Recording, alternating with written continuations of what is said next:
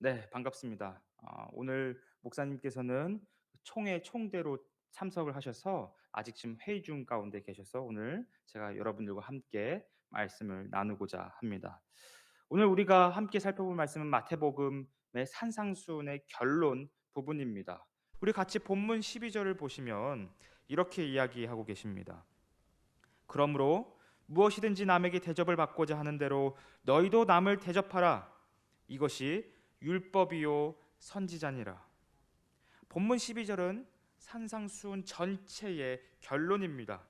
그리고 그 뒤에 있는 본문 13절부터 27절까지는 어떻게 보면 에필로그나 후일담으로 볼 수 있습니다.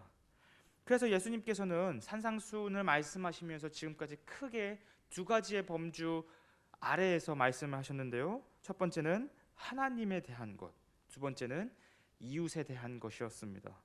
그런데 예수님께서는 산상수훈의 전체적인 결론에서 무엇을 말씀하셨냐면 하나님에 대한 것보다는 이웃에 대한 것을 중점적으로 결론을 맺으셨습니다.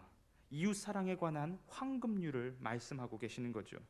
즉 내가 취급받기를 원하는 방식을 생각하고 그것을 다른 사람들을 취급하는 방식으로 삼는 것이 바로 이 황금률입니다.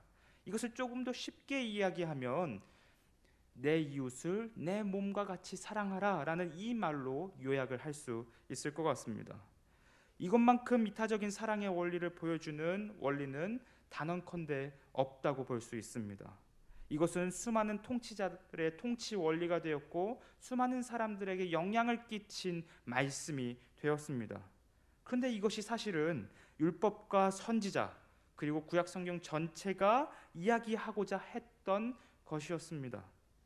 그래서 예수님은 산상수훈에서 팔복의 후반부는 이웃에 관한 것들을 이야기하고 있는데요. 그거나 아니면 빛과 소금에 대한 이야기나 용서와 비판의 문제 등 이웃과 관련된 주제를 하나님에 대한 것보다 훨씬 더 많이 말씀하셨습니다. 그런데 예수님의 말씀은 당시 유대인들이 듣기에는 굉장히 충격적인 이야기들이었습니다. 왜냐하면 유대교회에서 이웃을 사랑하는 것은 어떤 율법적인 것이나 그들의 전통 아래에서 외적으로만 지키면 되었기 때문입니다.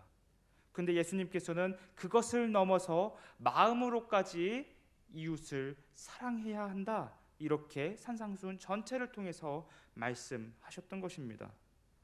예수님을 따른 제자들은 바로 이런 삶을 살아야 합니다. 왜냐하면 세상은 이런 황금률을 실천하는 제자들을 통해서 그리고 저와 여러분을 통해서 예수님을 주목하기 시작할 것이기 때문입니다. 이때 세상은 단지 예수님만을 보지 않습니다. 누구를 보냐면 예수 안에서 행하시는 하나님을 보게 될 것입니다. 이것이 산상수훈의 전체적인 결론입니다. 이러한 삶의 열매가 저와 여러분에게 풍성히 맺히게 되어 세상이 여러분을 통해 예수님을 바라보고 그리고 그분 안에서 행하시는 하나님의 역사를 바라보는 복의 통로가 되시기를 주님의 이름으로 소망합니다. 자, 그렇다면 산상수훈의 결론까지 들은 청중들은 어떤 생각을 하게 되었을까요? 이제 예수님께서 결론을 맺으셨습니다. 그렇다면 이 회중들은 예수님의 말씀을 듣고 어떤 생각들을 했을까요? 먼저 이 사람들은 예수님의 말씀을 권위 있게 받아들였습니다. 왜냐하면 당시 랍비들은 어떤 말씀에 대한 이야기를 했을 때, 어떤 주제를 이야기했을 때 구약 성경에서 직접적으로 말씀을 전하고 가르친 것이 아니라 어떤 랍비는 이렇게 저런 랍비는 저렇게 우리의 전통은 이런 식으로 하면서 그렇게 나열하면서 가르쳤으나 예수님께서는 마치 선지자와 같이 직접적으로 하나님의 말씀을 가르쳤기 때문입니다. 근데 예수님의 이러한 모습은 새로운 모세와 같은 모습이었습니다. 예수님께서 산 위에서 말씀을 전하시는 이 장면이 마치 신의 산에 오른 모세와 같은 그런 모습이었던 것입니다. 예수님은 새로운 모세로서 새로운 하나님의 말씀을 전하신 것입니다.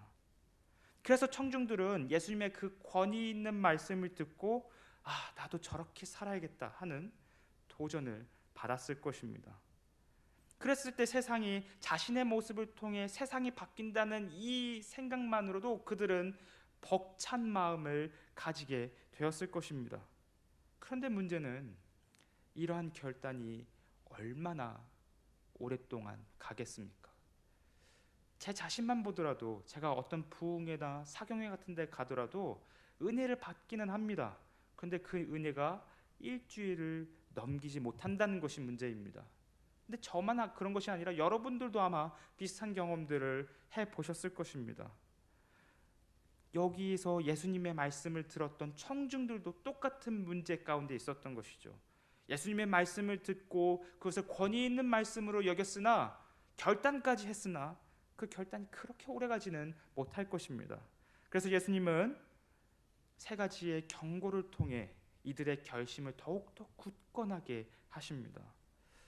그래서 예수님께서는 세 가지의 어떻게 보면 긴 경고문들을 이들에게 주시는데요, 이것은 이들에게 벌을 주기 위한 그런 경고문 같은 것은 아닙니다. 만약에 우리가 이 예수님의 세 가지 경고를 이런 식으로 읽는다면 이것은 어떻게 보면 우리에게 또 다른 율법으로서 다가오게 될 것입니다. 그런데 사실 많은 교회들이 이 예수님의 산상수훈 결론 부분에 있는 이 말씀을 마치 무엇인가를 행해야 하는 것처럼, 우리에게 새롭게 주어진 율법처럼 읽을 때가 많이 있습니다. 그래서 그걸 가지고 성도님들에게 많은 것들을 요구하기도 하는 그런 경우가 사실 꽤 있습니다. 근데 우리는 이 본문을 그렇게 읽어서는 안 됩니다. 이 세 가지의 경고는 사실 마치 고속도로의 표지판이나 경고판의 역할을 한 것과 같습니다. 고속도로에서 경고판이나 표지판은 어떤 역할을 합니까? 바로 이것을 지키지 않으면 벌점을 부과하겠다, 이런 것이 그 표지판의 목적은 아닙니다. 오히려 사고를 예방하며 어떤 사람이 목적지에 잘 이를 수 있도록 안내하는 것이 경고판의 진짜 목적인 것이죠. 마찬가지로 예수님의 세 가지 경고 또한 제자들이 그 길을 잘 갈 수 있도록 안내하고 독려하는 것이 목적인 것입니다. 그러니까 이것은 새로운 율법이 아닌 것이죠. 그렇다면 예수님께서는 어떤 내용을 가지고 제자들에게, 그리고 산상수훈의 전체 말씀을 들었던 사람들에게 경고를 하셨던 걸까요? 우리 먼저 본문 13절과 14절 말씀을 보시면 예수님께서 이렇게 말씀하십니다. 좁은 문으로 들어가라. 멸망으로 인도하는 문은 크고 그 길이 넓어 그리로 들어가는 자가 많고, 생명으로 인도하는 문은 좁고 길이 협착하여 찾는 자가 적음이라. 예수님 당시 각 도시에는 많은 사람들의 왕래가 있는 넓은 문이 있었습니다. 그리고 그 도시 토박이들만 아는 좁은 문도 함께 그 도시에 있었습니다. 그래서 유대인들은 이 두 가지의 문을 아주 잘 알았기 때문에 예전부터 인생에 대한 어떤 설명을 했을 때 넓은 문과 좁은 문에 대한 비유를 참 많이 들고는 했습니다. 유대 문헌 중에 에스드라서라는 문헌이 있습니다. 근데 여기서 이 에스드라서는 무엇을 얘기하냐면, 너가 먼저 좁은 길을 가야, 그래야 넓은 길을 만나게 될 것이다. 그러니까 인내를 가지고 좁은 길에 있을 때, 고난과 환난을 당했을 때 인내를 가진다면 언젠가 넓은 길을 만나게 될 것이고 복을 얻게 될 것이다. 이것이 유대인들이 가르쳤던 이 문에 대한 비유였습니다. 그런데 본문에서 예수님은 이 에스드라서와는 다르게, 유대문헌과는 다르게 이 문 비유를 하고 계시는데요, 예수님은 넓은 문을 무엇과 연결시키고 있습니까? 무엇과 연결시키고 있죠? 멸망과 연결시키고 있습니다. 당시 사람들은 넓은 길을 다니는 사람들의 흐름을 따라가면 목적지에 편하게 도착할 수 있었습니다. 그 흐름을 따라가다 보면 그 넓은 문이 보이고 거기 내가 원하는 도착지에 도착할 수 있었던 것이죠. 마찬가지로 유대인들은 유대 사회의 주류인 유대교를 따라가면, 유대교를 열심히 신봉하면 하나님께 의로운 자로 받아들여질 것이라고 생각했습니다. 그런데 당시 유대교 체계는 어떤 체계였냐면, 겉으로만 하나님을 섬길 뿐 그 마음에는 다른 것들이 가득한, 위선이 가득한 체제였습니다. 예수님께서는 위선이라는 말을 연기한다라고 이야기를 하셨었는데요. 바리새인과 서기관들은 겉으로는 열심히 율법을 지키면서 의로운 척을 하지만, 하나님을 잘 섬기는 척을 하지만, 사실 그 안에는 번영과 풍요와 여러 가지의 그런 하나님이 주실 선물들이 우상으로 자리 잡아 그것을 섬기는 모습이 가득했던 것이 바로 유대교의 모습이었습니다. 그렇기 때문에 예수님은 이렇게 생각 없이 유대교의 큰 흐름을 따라가는 이런 삶을, 세상의 큰 흐름을 따라가는 이런 삶의 자세가 어떻게 보면 멸망으로 향하는 길이라고 제자들에게 경고를 하셨었던 것입니다. 왜냐하면 천국은, 하나님 나라는 유대교의 바람과는 달리 예수님 안에서 도래했기 때문입니다. 예수님 안에서 하나님 나라가 이 땅에 왔기 때문입니다. 그렇기 때문에 예수님께서는 어둠과 죽음 가운데 있는 사람들의 빛이요 생명이신 것입니다. 그러므로 생명으로 인도하는 좁은 문은, 이 비유에서 등장하는, 이 경고에서 등장하는 좁은 문은 누구를 의미하는 것입니까? 바로 예수님을 의미하는 것입니다. 좁은 문이 생명을 준다면, 예수님도 생명을 준다면 좁은 문은 곧 예수님을 의미하는 것입니다. 예수님을 따르는 제자들은 이미 이 좁은 문을 통과했습니다. 마찬가지로 이 자리에서 예배를 드리는 저와 여러분들 또한 이 좁은 문을 통과한 사람들입니다. 그런데 이상하게도 예수님의 이 경고에서는 유대교의 가르침이나 세상의 가르침과는 다르게 좁은 문으로 들어가면 상황이 좋아진다거나 넓은 문을 만난다거나 하는 그런 이야기가 전혀 없습니다. 오히려 좁은 문을 통과한 사람들은 그의 일생 동안 좁은 길만 걷게 될 것입니다. 이것은 당시 유대 사회가 가지고 있었던 생각과 세상이 가지고 있었던 생각과는 전혀 다른 이야기였던 것입니다. 예수님께서는 좁은 문을 통과한, 예수를 믿는다는 것은, 예수의 제자가 된다는 것은 좁은 길을 가는 것, 평생 동안 좁고 협착한 길을 가는 것이라고 말씀하신 것입니다. 그렇다면 좁고 협착하다는 것은 무엇을 의미하는 것일까요? 우리 같이 로마서 8장 35절을 찾아보면 좋겠는데요. 로마서 8장 35절 말씀을 보시면 사도 바울이 이렇게 이야기를 합니다. 로마서 8장 35절 말씀입니다.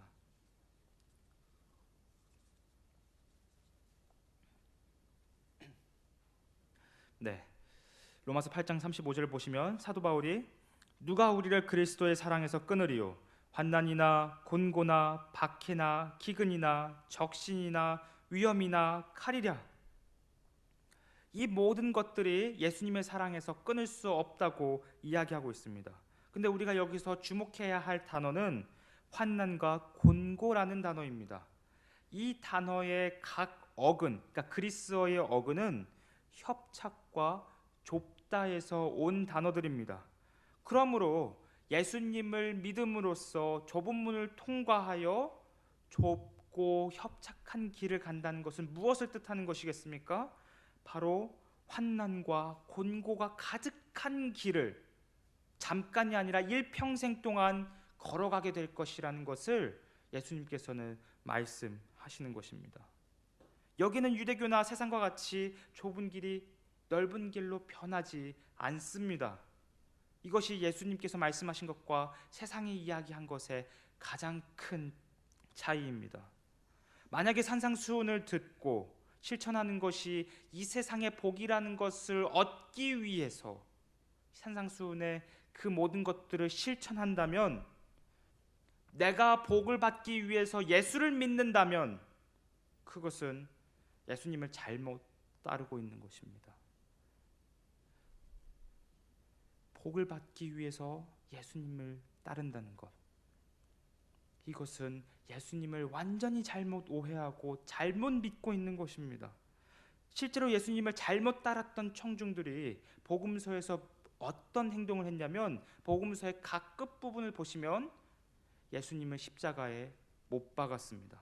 이들은 예수님을 향해서 무엇인가를 바랬습니다. 예수님을 따르면, 예수님을 믿으면 거기서 내가 원하는 무엇인가를 얻을 것이라 생각했습니다. 그런데 그들의 기대가 완전히 이루어질 수 없다는 것을 깨달았을 때 그들이 한 행동은 바로 예수님을 십자가에 못 박은 것입니다. 그들은 그렇게 예수님을 버린 것입니다. 많은 사람들의 고난이 찾아왔을 때 신앙에서 떠난 이유가 바로 여기에 있습니다. 그들은 애초부터 예수님을 잘못 오해하고 있었던 것입니다. 예수님은 이러한 경고를 통해 이제 막 좁은 문을 통과한 제자들에게 앞으로 닥칠 일들을 미리 알려주셨습니다.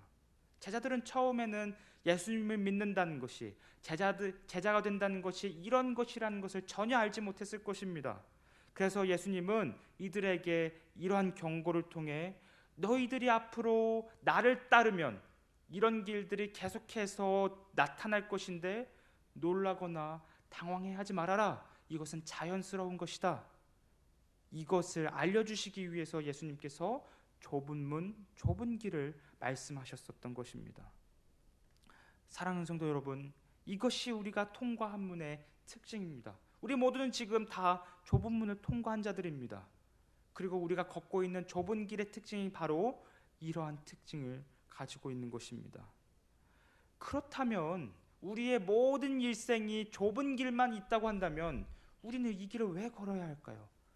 우리가 이 길을 걸을 수 있는 원동력이 무엇일까요? 그래서 사도 바울은 좁은 문을 통과하여 좁은 길을 걷는 성도들에게 이렇게 말합니다. 빌립보서 3장 14절을 보시면 이렇게 말하는데요. 표대를 향하여 그리스도 예수 안에서 하나님이 위에서 부르신 부름의 상을 위하여 달려가노라. 사랑하는 성도 여러분, 이 길 끝에 무엇이 있습니까? 본문에 따르면 생명이 있습니다. 좁은 문, 좁은 길의 그 끝에는 참된 생명이 있습니다. 하늘의 상이 있습니다. 예수님과 함께 상속받을 영원한 유업이 있는 것입니다. 이 사실이 우리의 표대요, 우리가 이 길을 걷게 만드는 원동력인 것입니다. 이 사실이 우리의 힘이요, 우리의 능력이 되는 그런, 우리의 소망이 되는 그런 말씀이 되시기를 주님의 이름으로 소망합니다.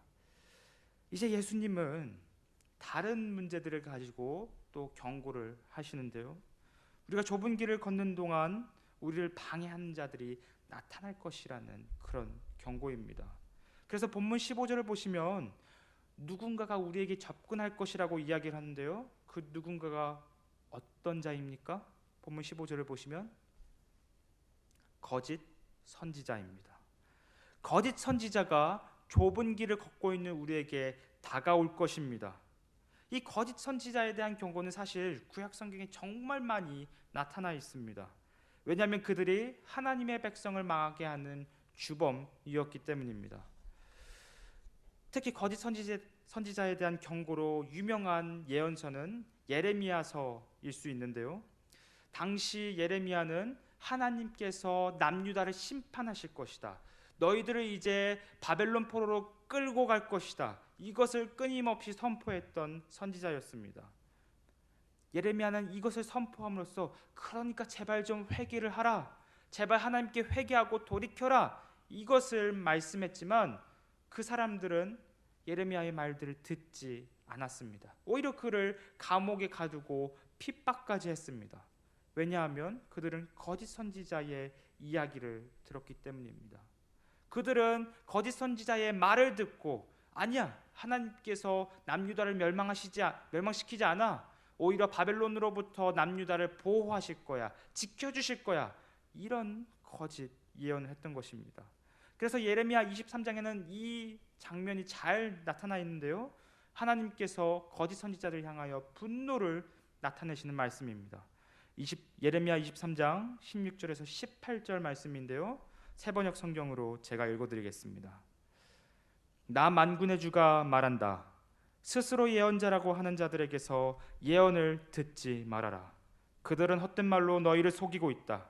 그들은 나 주의 입에서 나온 말을 전하는 것이 아니라 자기들의 마음속에서 나온 환상을 말할 뿐이다. 그들은 나 주의 말을 멸시하는 자들에게도 말하기를 만사가 형통할 것이다, 주님의 말씀이다 한다. 재고집대로 살아가는 모든 사람에게도 너희에게는 어떠한 재앙도 내리지 않을 것이다 하고 말한다. 그러나 그 거짓 예언자들 가운데서 누가 나 주의 회의에 들어와서 나를 보았느냐? 누가 나의 말을 들었느냐? 누가 귀를 기울여 나의 말을 들었느냐? 하나님께서는 거짓 선지자들을 향하여 이렇게 분노하시며 되묻고 계십니다. 거짓 선지자들 때문에 남유다가 멸망했습니다. 북이스라엘이 멸망했습니다. 근데 이제 이들은 교회에까지 침투하고 있는 것입니다. 이것을 보여주는 선명한 예가 초대교회 역사 가운데 있었는데요. AD 66년에 제1차 유대 로마 전쟁이 있었습니다. 이때 많은 유대인들이 하나님 나라라는 이름으로 결사항전을 펼쳤습니다. 그러나 이미 예수 안에서 하나님 나라가 왔음을 본 그리스도인들은 예수님의 말씀을 따라 다 그 유대 지역을 피난을 갔습니다. 예수님께서 마태복음 24장에서 성전에 가증한 것이 선다면, 거룩한 곳에 가증한 것이 선다면 너희들은 도망쳐라, 피난을 가라라고 말씀하신 장면이 있습니다. 초대교회는 예수님의 이 말씀을 기억하여 그 성전에 가증한 제우스 신상이 세워졌을 때 이것은 예수님께서 말씀하신 그 멸망의 징조이구나 하는 것을 깨닫고 피난을 갔습니다. 유대인들은 로마와 전쟁을 하면서 아니야, 우리는 하나님 나라를 회복해야 돼, 우리는 로마를 무찔러서 하나님 나라를 회복시켜야 돼, 이런 생각을 가지고 있었습니다. 그런데 그때 예수의 이름으로 거짓 예언을 하는 자들이 이렇게 이야기를 했습니다. 예수님께서 재림하셔서 저 로마를 다 쓸어버리실 겁니다. 그러니까 우리도 여기 남아서 함께 싸워야 합니다. 거짓 선지자들이 교회에 침투해서 이런 이야기들을 했습니다. 이 말을 들은 일부 사람들은 거짓 선지자의 말을 듣고 유대 사회 안에 남게 되었습니다. 그리고 그 결과가 어떻게 되었냐면 모두가 다 비참한 죽음을 맞이하고 말았습니다. 이것이 거짓 선지자들이 이끄는 최후의 모습인 것입니다. 우리 초대교회의 역사 가운데 이러한 역사가 있었습니다. 이런 거짓 선지자들의 침투는 이때뿐만 아니라 교회 역사 2000년 내내 있어 왔습니다. 이들은 예수님을 통해 자기를 드높이며, 예수님을 높이는 것이 아니라 자기를 드높이며 자신을 중심으로 회중이 모이는 것에 성취감을 얻는 자들이었습니다. 그리고 이들은 이것을 더욱더 이루기 위해 거짓으로 수많은 사람들을 호도하며 속인 것입니다. 그렇다면 교회의 지도자 중에 누가 거짓 선지자인지 아닌지를 우리는 어떻게 구분할 수 있겠습니까? 거짓 선지자들이 오히려 더 많은 사람들을 이렇게 불러 모으는 것만 같습니다. 그래서 오히려 그들이 더 정답인 것처럼 보일 때가 있습니다. 그렇다면 우리는 어떻게 해야 거짓 선지자인지 아닌지를 구분할 수 있을까요? 그래서 예수님께서는 이렇게 말씀하시는데요. 본문 16절부터 20절까지입니다. 제가 세 번역으로 좀 읽어드리겠습니다. 너희는 그 열매를 보고 그들을 알아야 한다. 가시나무에서 어떻게 포도를 따며 엉겅퀴에서 어떻게 무화과를 딸 수 있겠느냐? 이와 같이 좋은 나무는 좋은 열매를 맺고 나쁜 나무는 나쁜 열매를 맺는다. 좋은 나무가 나쁜 열매를 맺을 수 없고 나쁜 나무가 좋은 열매를 맺을 수 없다. 좋은 열매를 맺지 않는 나무는 찍어서 불 속에 던진다. 그러므로 너희는 그 열매를 보고 그 사람들을 알아야 한다. 여기서 예수님께서 말씀하시는 열매란 한 사람의 어떤 행동뿐만 아니라 그 사람의 말까지 포함합니다. 그러므로 어떤 사람의 열매는 그 사람의 모든 전인을 의미하는 것이며 그 전인이 그 사람의 모든 삶의 궤적이 예수님의 가르침에 따르느냐 따르지 않느냐, 이것을 가지고 우리는 그 사람이 거짓 선지자인가 아닌가를 구분할 수 있는 것입니다.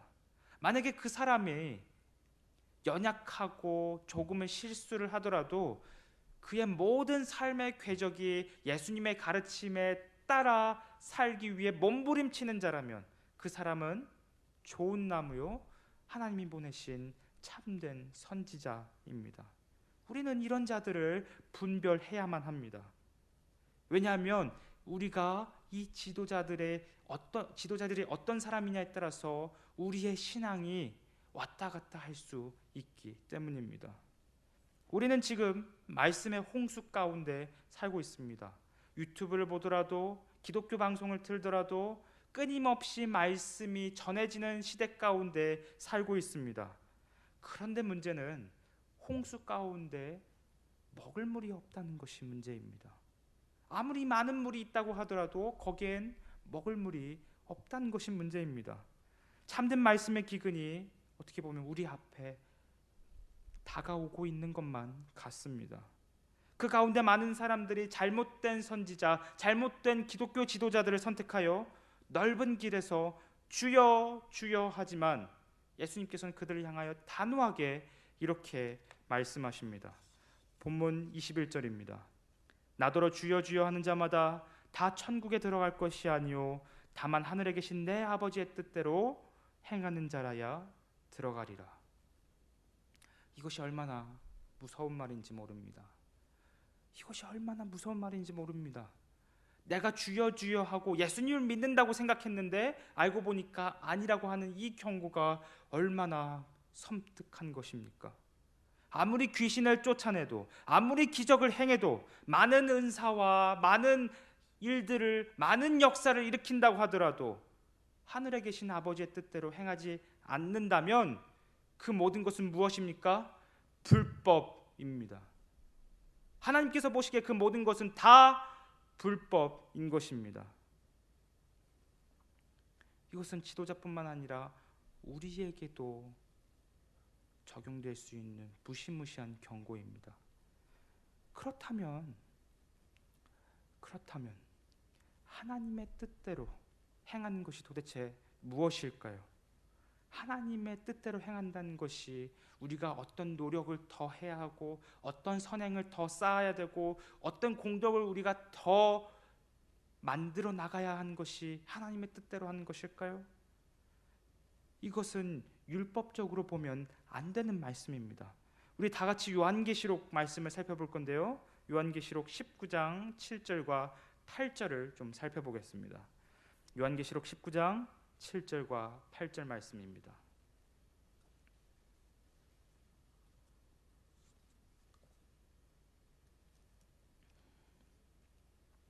요한계시록 19장 7절과 8절을 보시면 제가 읽어드리겠습니다. 우리가 즐거워하고 크게 기뻐하며 그에게 영광을 돌리세 어린 양의 혼인기약이 이르렀고 그의 아내가 자신을 준비하였으므로 그에게 빛나고 깨끗한 세마포 옷을 입도록 허락하셨으니 이 세마포 옷은 성도들의 옳은 행실이로다 하더라. 지금 살펴보는 계시록의 말씀은 어린 양의 혼인잔치에 대한 말씀입니다.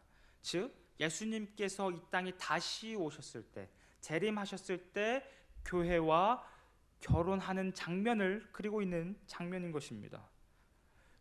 우리는 예수님과 이미 결혼한 존재들입니다. 예수님을 믿었을 때 우리는 예수님과 결혼했습니다. 그런데 이 결혼의 완성은 예수님께서 다시 이 땅에 오셨을 때 완성될 것입니다. 그런데 그때, 결혼이 완성될 그때 우리에게 무엇이 주어집니까? 성도에게 무엇이 주어집니까? 본문 8절을 보시면 빛나고 깨끗한 세마포 옷이 우리에게 주어질 것입니다. 그런데 본문에 따르면, 이 요한계시록 말씀에 따르면 이 세마포 옷이 상징하는 것이 무엇입니까? 그것은 바로 성도들의 옳은 행실입니다. 즉 세마포 옷은 우리들이 하나님께 의롭다고 여겨지기 때문에 하나님이 우리에게 주신 것입니다. 이 세마포 옷은 우리가 의롭다고 여겨지기 때문에 하나님이 이 세마포 옷을 주신 것입니다. 그런데 우리가 이 의롭다고 여겨지는 것을 칭의라고 하죠. 우리가 하나님께 의롭다고 인정받는 그것은 우리의 노력으로 되는 것입니까? 우리가 선행을 쌓아야, 우리가 공덕을 쌓아야 의롭다고 여겨지는 것입니까? 아닙니다. 성경은 단 한 번도 그 얘기를 한 적이 없습니다. 우리가 의로워지는 것은 바로 예수 그리스도의 의와 십자가 공로를 통해서만 의로워질 수 있는 것입니다. 그러므로 성도들의 옳은 행실은 오늘 이 마태복음 본문에 등장한 하늘에 계신 아버지의 뜻대로 행하는 것은 궁극적으로 무엇을 의미하는 것입니까? 바로 예수 그리스도를 구주로 영접하는 것입니다. 예수 그리스도를 구주로 영접하는 것입니다. 이것이 아버지께서 보셨을 때 옳은 행실인 것입니다.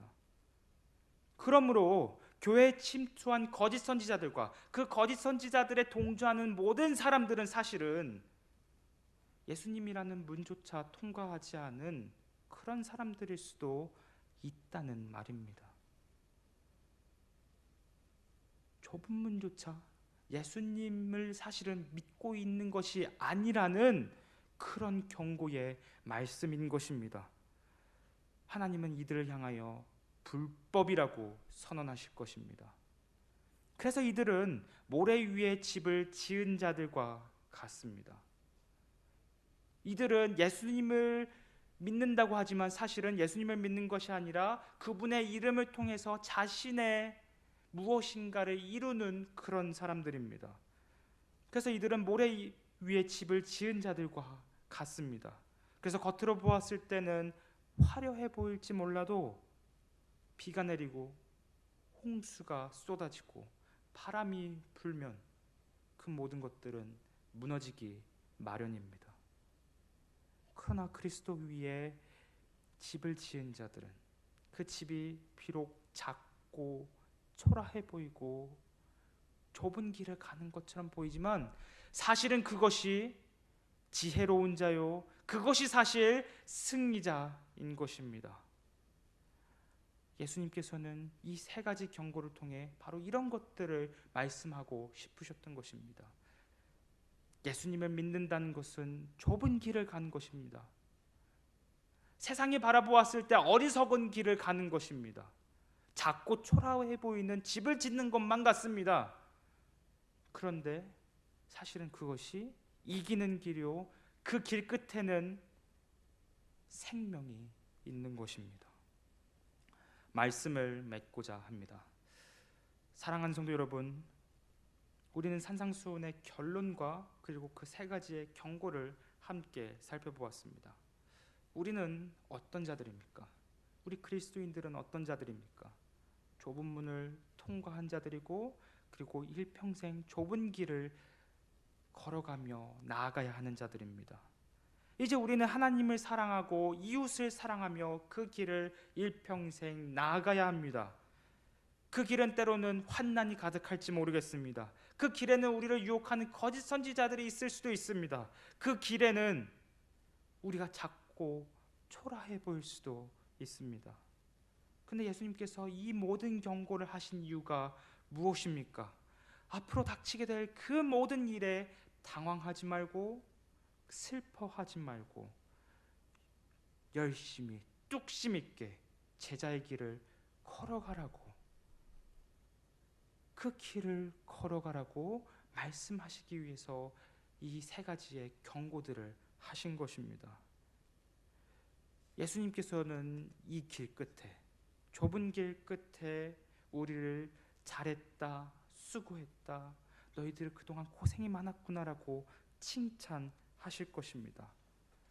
그러므로 저와 여러분은 이 칭찬을 받기 위해서, 하늘의 상급을 받기 위해서 이 길을 나아가는 순례자와 같은 존재들인 것입니다. 저와 여러분 모두가 이 길을 완주하여 때로는 넘어질지라도, 때로는 무너질지라도 다시 일어서서 완주하여 잘했다 칭찬을 듣는 모든 복된 자들이 다 되시기를 주님의 이름으로 소망합니다. 기도하겠습니다.